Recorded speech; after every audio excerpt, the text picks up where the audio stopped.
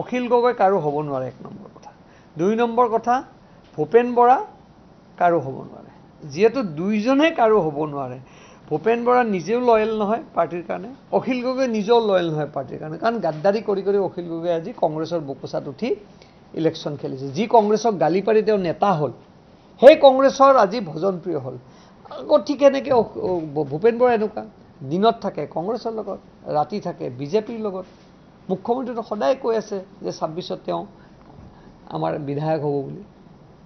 আজিতো প্ৰমাণ হৈ গ'ল ন তেওঁ কৈছে না এটা যে দুশ্মন হলে দুশ্মন হ'ব লাগে দস্তি হলে দস্তি হ'ব লাগে কিন্তু তেওঁ দস্তিও নহয় দুশ্মনো নহয় কাৰণ তেওঁ সকলোতকৈ ডাঙৰ গাদ্দাৰ কংগ্ৰেছত তেওঁই আজি তাৰিখত কংগ্ৰেছ যদি হাৰে একমাত্ৰ তেওঁৰ কাৰণে হাৰিব কাৰণ যি ষ্ট্ৰেটেজি তেওঁ বনায় সেইটো মুখ্যমন্ত্ৰীৰ নিৰ্দেশ মতে বনায়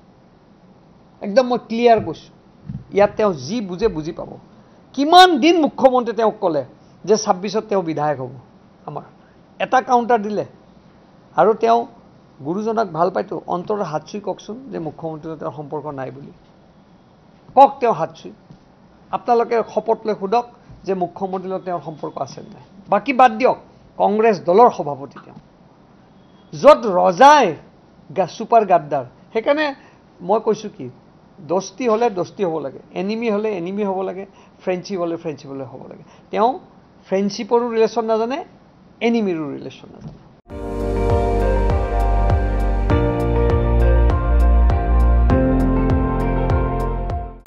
আপুনি চাই আছে ND24